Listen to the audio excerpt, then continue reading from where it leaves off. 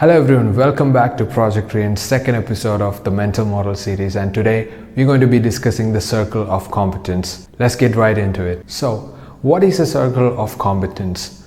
Now, imagine that you're living in a small town and this town only has about 100 people there, and you have been living your whole life in this place, and you know everyone who's there, you know who's their children, who's their grandparents, who's their parents, who is a good person, who is a bad person, who is willing to help you, who is not willing to help you. You know every nook and corner of the street. To this town, an outsider is coming, and he stays here for 2 weeks and talks to the businessmen there, politicians, policemen, mayors, people of power basically. And he then decides to start his own business here in your small town. Now, he thinks he knows a lot of things because he talked to a lot of these people in power. But the fact is that he only has a surface level knowledge about this place. But you have a very deep web of knowledge about this place. Now this outsider goes and purchases land for his business. Outsider doesn't know the previous price history of this place. And also, he doesn't know about the last time this place was flooded and how high the water was. Only you know that. Only an insider like you know that. That is the difference between being inside a circle of competence and being outside a circle of competence. Now, how do you know if you're inside a circle of competence? Now, when you're inside a circle of competence, the first thing that will be very clear to you is that you'll be able to understand what you know and what you don't know. You will be very clear of the things that you know inside the circle and things that you don't know. Now, in the previous example, I talked about a place, and in a circle of competence, this doesn't necessarily have to be a place. It could be a subject, it could be a job, it could be anything. Now, if you're inside a circle of competence, you'll be able to solve problems very quickly, and you'll be also able to give multiple solutions to a single problem, because you know all the variables and all the non-variables in your circle of competence. So therefore, you're able to creatively come up with multiple solutions to even a single problem. You're able to come up with solutions very fast and very quickly. That is how you can understand that you're already in a circle of competence.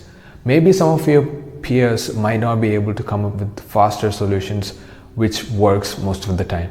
Now, how do you build a circle of competence and maintain it? In order to build a circle of competence, one of the most important things that a person needs to have is a willingness to learn and curiosity. Only a person who has both of these things can excel at building a circle of competence and maintaining it. Now, the second thing that you need to have in order to build a circle of competence is that you need to have honest monitoring. Now, what do I mean by honest monitoring? I will share an example from my own life. When I started learning trading, what I used to do was I journaled my trades. A couple of them went very well, and when the loss streak started to hit me, I stopped journaling, but I was still trading. And when I started to hit the profits streak back again, I started journaling again. And when the loss phases came back again, I stopped journaling again. And I was subconsciously doing it, and when you take the journal and look at it, it will be mostly of positive traits, and I will be overconfident about myself because I probably don't remember about all the negative traits that I have. Looking at this journal, all these are positive traits, or at least most of them. Now I'll be very overconfident in my own skill set. That is what happens when you don't monitor yourself very honestly. And the third most important one in terms of how to building a circle of competence is feedback. You have to have feedback from yourself and from the people that you trust very much, because some people might be very malicious and give you not so honest feedback. So you have to get feedback from people who you trust. Now, the final point regarding this circle of competence is that how do you operate outside your circle of competence, which is very important. No one can have a circle of competence in everything. So most of the time we will find ourselves outside of our circle of competence, and we need to make sure that we smoothly sail these outside of the circle of competence situations. Now, the first thing that you can do in order to smoothly sail while you're outside of your circle of competence is to learn the basics of the circle that you're in right now. So let's say you're learning a new language and you don't know anything about this language, but in order to smoothly sail this new circle of competence, what you have to do is to learn the basics of it. Learn the things that you have to use in a day-to-day basis and move on like that. Slowly progress in this new circle and become competent at it. The second important point regarding how to operate outside of your comfort zone is to talk to the insiders that is inside the new circle. Now, let's take the example of learning a new language. There's already people who know the language, right?